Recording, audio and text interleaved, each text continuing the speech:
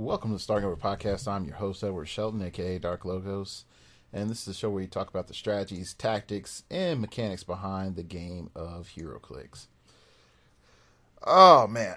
I'm pretty much just sitting here chilling. I had interesting coaching day, and definitely have, I would say gotten a chance to think a lot of different stuff through. Definitely about where I'm going to end up taking Phoenix Nest. Another thing is just what I as a player need to develop more. Definitely as the season develops. I know, like, some people might say, well, hey, we really are looking at, the main part of the HeroClix year being like April through October. And that's true. And so it doesn't leave you that much time to, I get to put it bluntly, it doesn't leave you that much time to figure out what you need to tweak as a player before it all starts again. And so we're going to talk about that for a little bit. And that's probably going to be the majority of the show. And just sort of breaking that down. I know one thing in particular for me in the past, development was a little bit easier because I had great friends to talk to who they had walked down that path of excellence. And so now I can sort of walk, directly behind them. And, I just walk directly behind them, think their thoughts after them. And there's certain luxuries in that. And one of the main luxuries of doing that is that, first of all, you're able, whenever you have a problem, there's somebody that you can just be there and talk to, and they're like, yeah, this is how I fixed that problem. And so when you ask them simple questions that you're having problems with, it becomes one of those, oh, yeah, this is what I did, or consider this, or here's my philosophy on this thing. And that's great. And then you grow leaps and bounds, and you have your own sort of implementations of it. And then eventually you catch up and you hit this point where now you're walking with people into new territory together, and you're all looking at different things. And I could say that in particular, definitely from a period of time which I talked to Alex Avila a lot. Unfortunately, not as much as now as I did back then. And looking at him as a player now, I can definitely say that we see similar things, but different things. And Alex sort of taught me the skill of deception, shenanigans, misplacement, sleight of hand, the act of the magician, so to speak. When it comes to HeroClix, what you think is big is actually small. What you think is small is actually big. What you think is important is this, but in actuality, this is important. Even his Rock World Cup tournament high placing team in particular, some people didn't realize that if he faced somebody with the orange battery and they just took away carry, how much that would just kill his team. But a lot of people don't think like that. And it took me, a couple of glances through, and I was like, oh yeah, just take away carry, boom. Now all his guys have to deploy. That ship isn't as useful. He's still deploying constructs. It's going to take a lot more time to set up. You can rush up, kite, range game, really good. He doesn't have a lot of mobility once you take away that jet. And this isn't like, Alex's team was crap and I had a better team. Actually, Alex's team would have beat my team for Rocktober. But it's more along the lines of, I would say between talking with Dan, George Masu, and Alex Avila, I would say they sort of led my understanding into my current sort of philosophy and helped me sort of ground, myself. Even after becoming a pretty good player, they helped me sort of lay the groundwork for the player that I am now.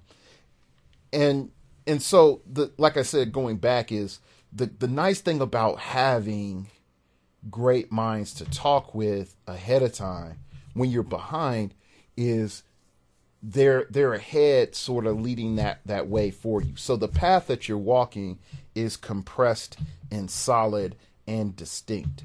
And for anybody that's ever did Boy Scouts or any sort of hiking, people, you can understand the importance of a trail. And a trail being set means a couple of things. Number one, it's safe. If you can walk whatever path you want, but it doesn't guarantee that it's safe. The second thing that you can guarantee is that it's going to lead from point A to point B. You're not going to be left in the middle of the woods and have it stop somewhere. Okay.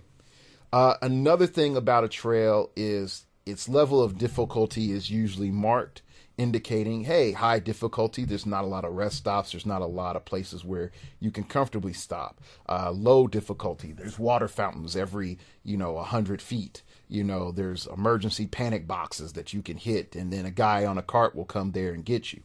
All right. So those things are great. But eventually you head off into that unknown country if you keep walking. And yeah, those that are behind you can keep following your trail and get off whenever they want. But once you start hitting that unknown country, then things start becoming dangerous. You start seeing critters that you never thought you saw before. You're wondering what can you eat and what you can't eat, and wondering if the water is safe to drink. Okay, so the world changes greatly once you hit this point where you've caught up.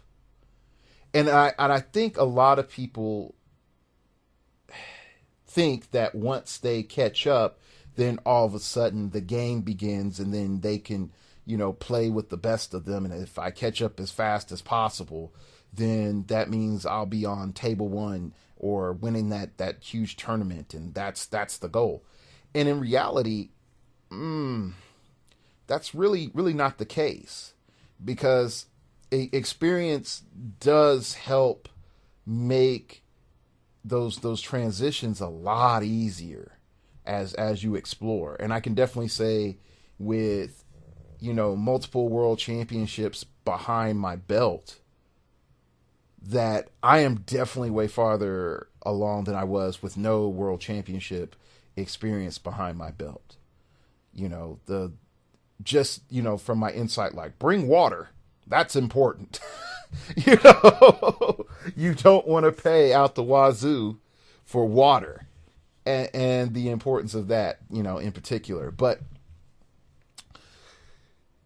the development part, that it starts to become difficult once there's nobody else there to hold your hand, is, okay, what part of me do I work on? What part of me is flawed, that needs polish? What part of me is fine, that I'm just actually worrying over?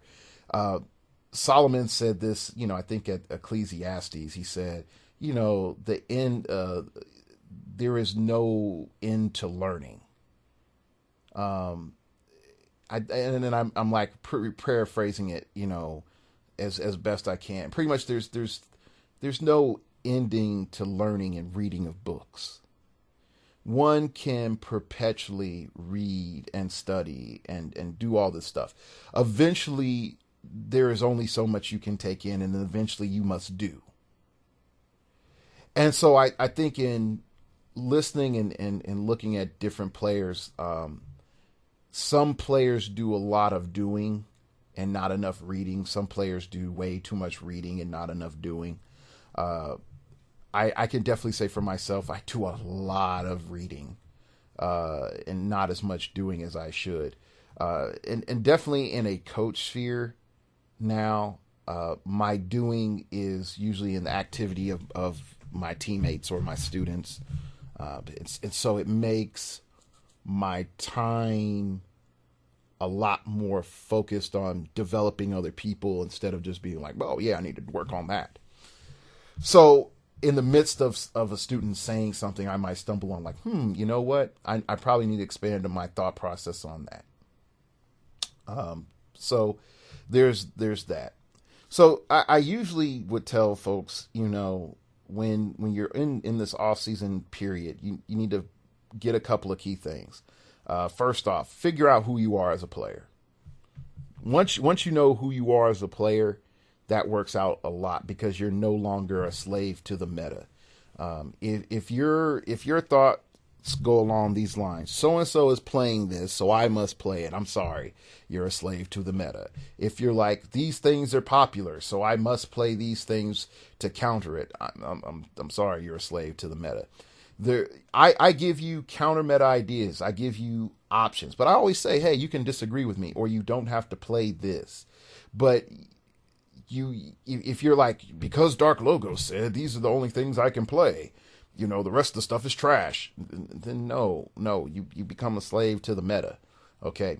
There's a point in which creativity allows you to come in, find out who the player you are, is, and then from your list of options that are possible, pull out, things to play with and then test.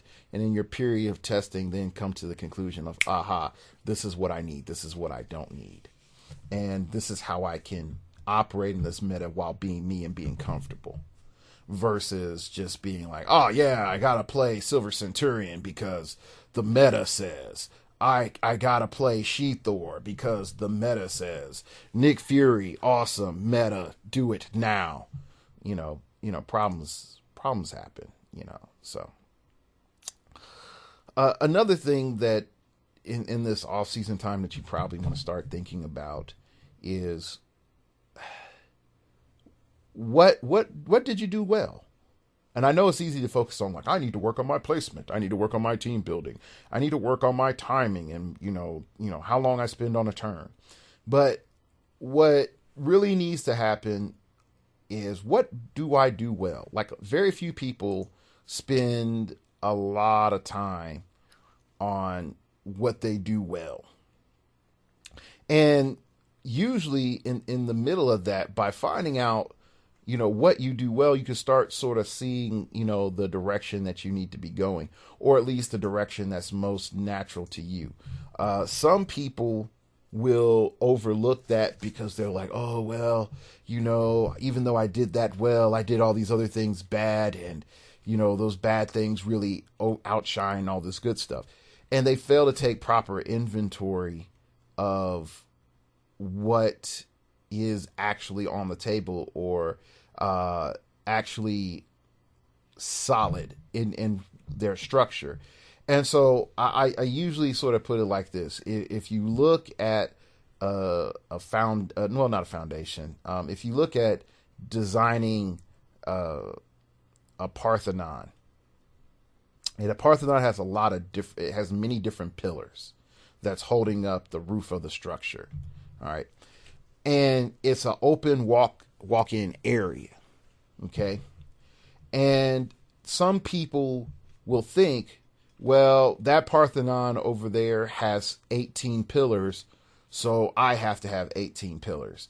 Or, all of my pillars need to be this concrete formation, or all of my pillars need to be this white stone type of stone, and that's really, not it. You need to make sure that whatever you design the house to be, the Parthenon to be, that the pillars hold everything up. And if you have pillars that are unstable and you have pillars that are stable, you don't just ignore the pillars that are stable, wipe the whole thing down, and then say, all right, I'm going to start over again. What you do is you say, like, okay, this is stable, so this means this stone is good. This is unstable, so this stone is not good. So I need to go and look at something else, or I need to get, a new pillar, put in place. And sometimes, the design needs to change, but the pillar can still be solid. So that's just something to think about. I've seen a lot of people do themselves injustice while at the same time not really appreciating where they've grown and how they've grown. Most of the time, I've seen people just like, oh yeah, I did that. I did that. Whatever. The other end of the problem is when you start encountering people that only see that one good thing that they did. And when they see that one good thing that they did, then they base everything on that one good thing, which creates another problem, because then the whole Parthenon is collapsing around them, and then they're like, oh, but this one pillar stable, that fixes everything. That makes everything else completely fine. And it doesn't. Another thing for going into the off season is lab days. So hard on those lab days. Let the imagination flow.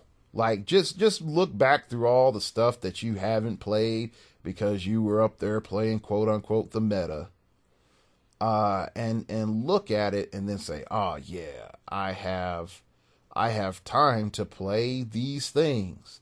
Or wow, I forgot about that. I need to check that out again. Or you even can say like, man, I just found this new piece that I wasn't thinking about before. Okay, let me play around with this. I know one figure that eventually I'm going to get around to playing with is Man Killer. That piece is so underrated. So underrated. And there's a lot of stuff that you can do with Man Killer just to make your opponent hurt so bad.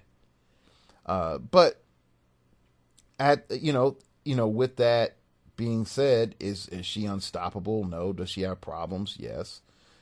Does that mean that I'm going to win all my games just because I play Man Killer? No. But I there's stuff there that I could come back and look at and like, oh yeah, I need to play that. Like I know I need to play my Dark Flash. How and when I don't know, but I need to play my Dark Flash. I need to play my KC Flash one more time before I functionally retire him. Yeah, because it's really not my piece. Like I played it once at the local meta, and I was testing it for states, and then I was just like, nah, this doesn't work. This so didn't work. Definitely once I encountered Orange Lantern Battery, it was like, yep, this doesn't work. This is done. I got owned bad. So that's that's a part of the game. I think like once November, December hits, sometimes people forget. Like this is the part of the year where no one really cares.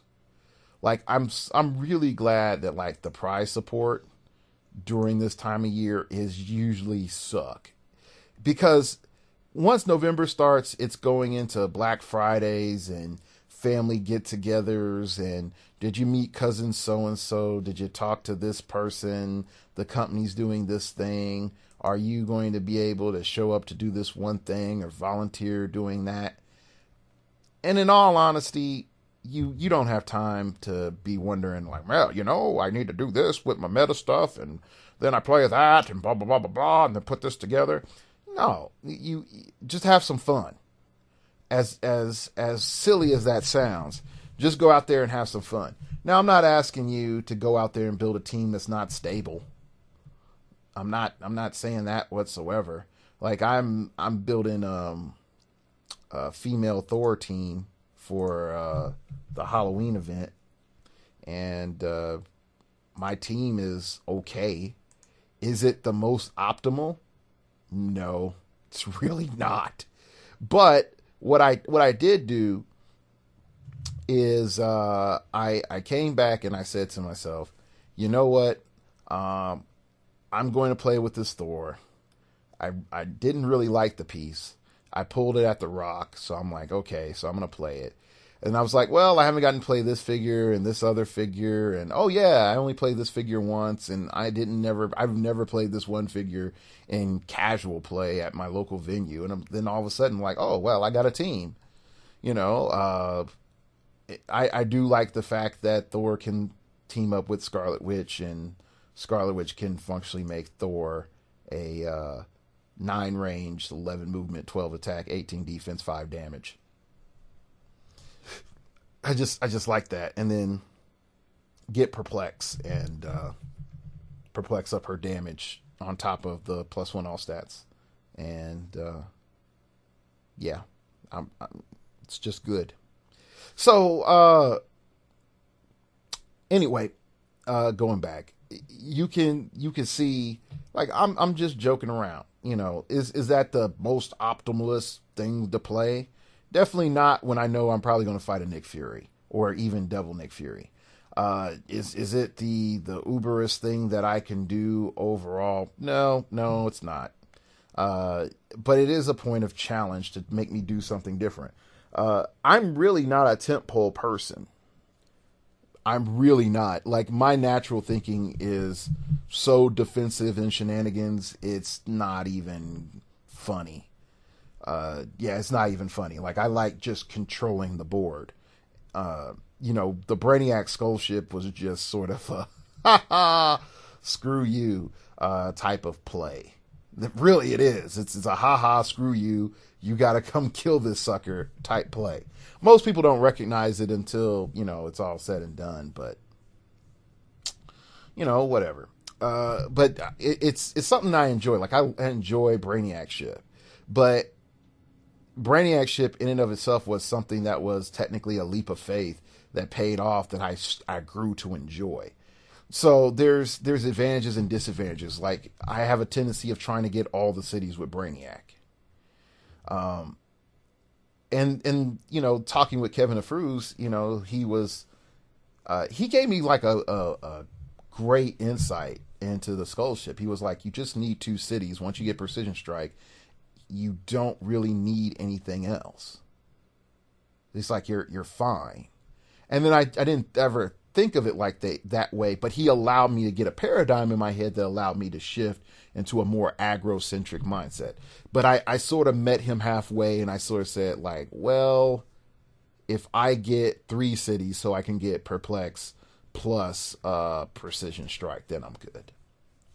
So even with that, you can start to see, like, all right, so some growth process is going on. Like, okay, I need to be, you know, Dark Logos recognizes that he needs to be a little bit more aggressive and not so much turtle control guy. It's like, all right, great. So then you start being aware of that, and you start trying to have your plans of action. And plans of action, in all honesty, they suck.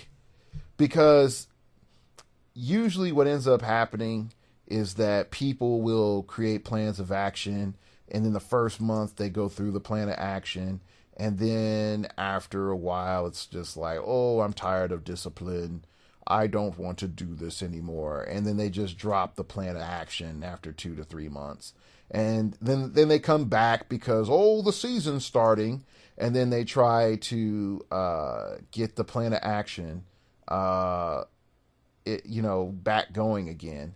And it doesn't work because unfortunately, and like I said, the main reason this just doesn't work is that you've lost all that time that you needed to put in, and not only have you lost all that time, you've sort of you're caught putting yourself in this loop, because you get, you know, let's just imagine on a scale of 1 to 10 that you going for that first bit puts you up to a 4. That downtime will knock you all the way back down to 2, maybe even 1. Then you have a burst again, and then you speed up a little bit, and then you'll hit that 5, maybe even touch that 6, and then you're like, oh, the hard work, and then you'll shift all the way back down to 2. You won't go back to a 1, but you'll go back to a 2. And then oh, world championships, and you'll push and you'll push and you'll hit that 6 again. And then you're frustrated because you haven't broken through. And that space between 6 and 7 may have this huge barrier in between, that requires lots of work and lots of chiseling and stuff to bust through that wall. But the distance between 7 and 8 might be short, and the distance between 8 and 9 might be, minute, and 9 and 10 might have, maybe a couple of months of work. But you'll eventually reach it because it's a buildup.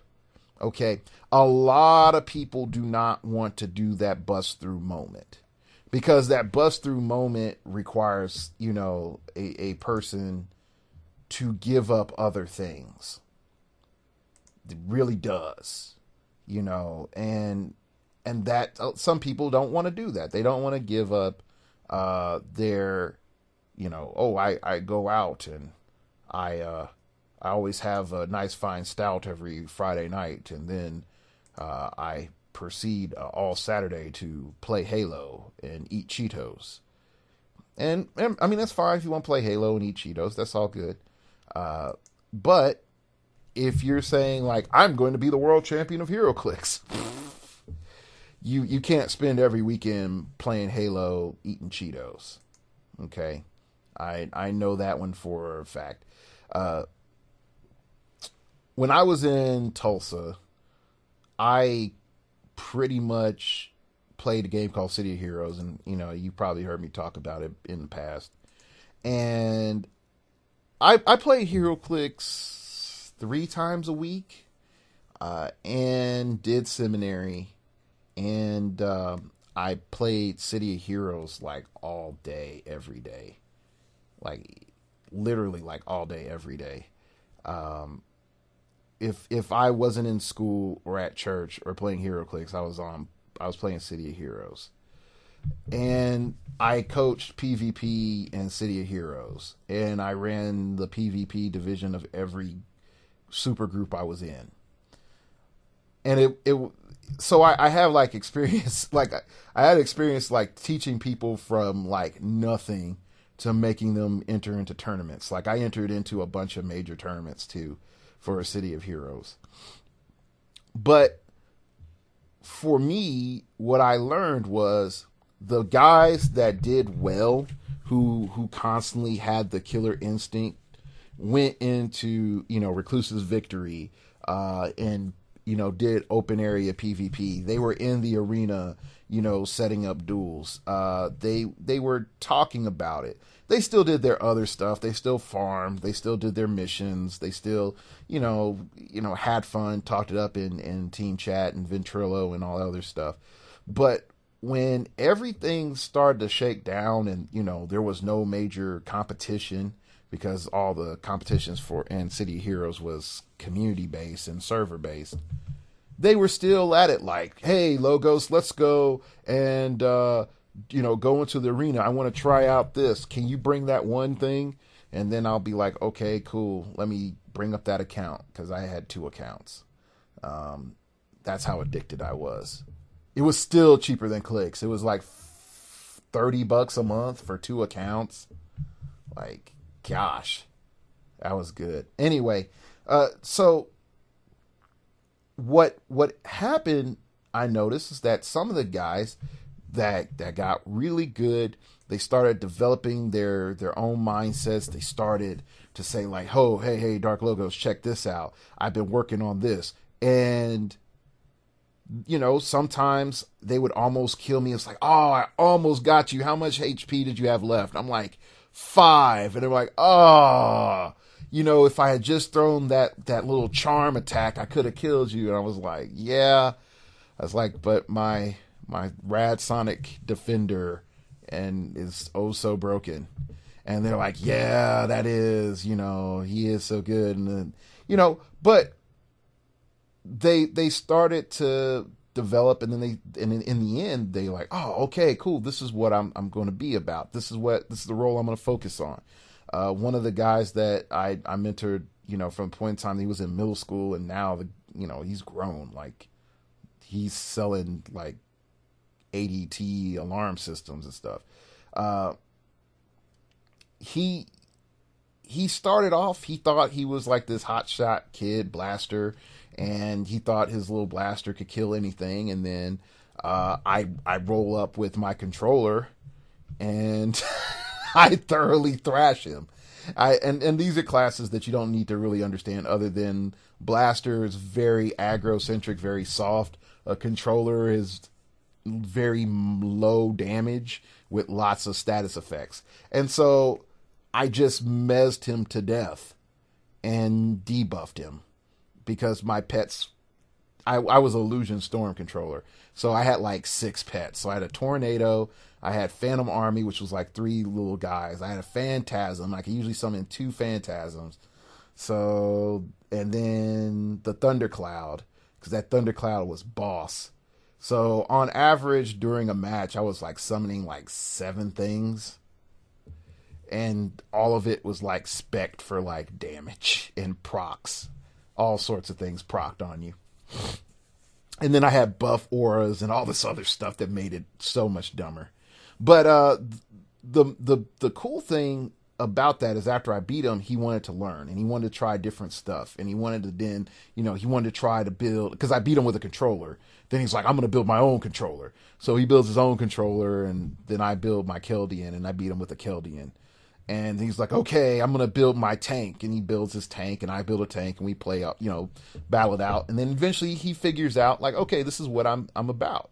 I'm about aggro. I'm about going in and attacking. And so we did 2v2 tournaments together, and my character was Preacher Man. And I was an Illusion Fire controller. And so the whole idea was I could put the thermal fire buffs on you, and I'd be like, catch the Holy Spirit. And I had like the catchphrases like that. And then because the Phantasms and the Phantom Army are like white and glowy, so I was like, I call upon the angels to help us. So I had like I forgot, I think I had like the invincible aura and the thing that allowed me like to super power up my powers and stuff. So I would do that. So anyway, I was pretty much his support and his secondary backup damage, and we did pretty well in some tournaments. But in the end, I ended up leaving the game, and the super group that we started, he kept running, and he eventually led the super group into I think it was like 2 team championships. Yeah. And I think what was the name? Oh, Exiles. Yeah, we were called Exiles. So that was pretty cool. Exiles of Neverland or something like that, I think, but we were mainly known as Exiles.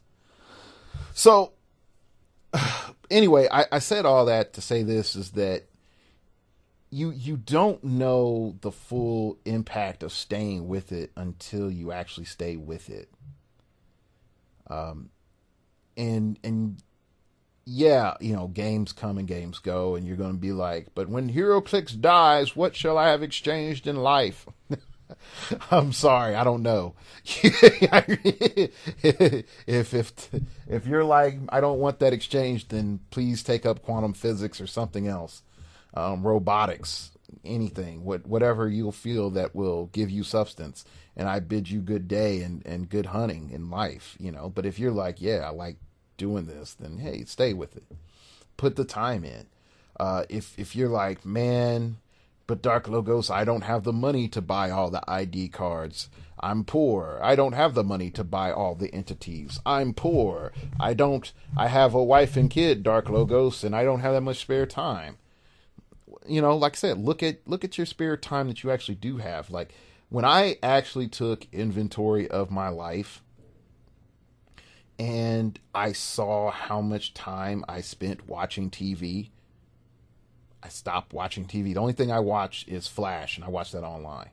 I might watch Supergirl if that turns out to be good. Might. My friends try to get me to watch Arrow, and I refuse. I know I'm probably going to get a bunch of messages like, watch Arrow, it's good. You can see all the seasons. I'll send you the DVDs. But I realized that when I stopped watching TV, I had more time to podcast. When I stopped watching TV, I had more time to play League and StarCraft 2 and think of my teams and read different magazines. Like I have a stack of GQ and Wired that I need to read because they're just sitting here. But there's things I was able to pick up. Like, I was able to, listen to beneficial things while I play League. I'm able to listen to, vocal theory, and people talk about the use of your voice and the impacts of it and commandingness of your voice and keeping that. And what does that mean when I lower my voice and let it echo? What does that inspire in you? So, I do those things and, storytelling and whatnot. But I can tell you from all those things I've taken account of, things that I've lost. In particular, I used to write poetry a lot. And I haven't really done that for years. I used to write stories a lot. And I started to look at my poetry from back then that I thought was really bad. And I'm like, well, it was better than I thought. Looking back at it in hindsight, and some of the skills that I had in constructing my poems when I try again really aren't there. Same thing with some of my stories. They're atrophied because I haven't used them. So if I had gone back and, worked on my poetry and worked on my, my storytelling skills, which is sort of funny because I only come up with story ideas when I'm pissed. Like when I am really angry, that's when I come up with like story ideas. Like in this world where this guy can time travel. Like I come up with these great stories. But when I get home and I then have to, type it out, I can knock out like 20 pages single space and then, I stop. And then it's like, okay, I'll work on it again. Then the next time it might be 5 pages. And then the time after that, 3 paragraphs. The time after that, 2 paragraphs. One more time, one paragraph. Or I might write some random cool quote lines that I might want to put into the book. But then, like I literally have like 8 books sitting on my desktop that are going nowhere that I've written. One of them is actually complete technically, but it's like part of a series. So it doesn't do any good just sitting there. So, what happened to all that? Well, it died. It just died. But on the other end, you get this. I mean, there's been times too I've thought about like, I could just let this podcast thing die. I can go back to just being another player in HeroClix. In 2-3 years, everybody will forget who I am. That in 2 to 3 years, definitely everybody forget who I am. They'll focus on the new guy that wants to be the hot stuff, and then I can just show up to a rock and everybody's going to say like, hey, that's the guy. That's who? Like that's Dark Logos. Like didn't he quit HeroClix? Like I thought so too, but he's here. I don't know what to do. Like I'd rather go back to that slightly instead of like, it's Dark Logos. Hey, Dark Logos, you crapped on my team on the quarry. I have formed this new 15 stance kung fu team to combat any sort of thing in the meta. Prepare, for I am bringing the wrath of 1,000 dragons. Like you. But, without the melodrama, I've encountered that. It's like, so sometimes you're just like, gosh, I got to deal with this. The guy is holding a grudge slightly, not like a huge grudge, but a slight grudge because of, a comment I said, now I got to go and play his team. And if I lose, then he's going to put on HC Realms that he beat me and then all this other stuff. And that I don't know what I'm talking about because he beat me with his 15 stance summoning 1,000 dragons kung fu team. It's like, okay. So there's there's things that you give up. So when and I say all that to say this is that eventually you got to decide where your road is going and where your trail is going. I respect George for getting out of Heroclix because he decided, yep, this is the end of Heroclix. I'm going to go do politics.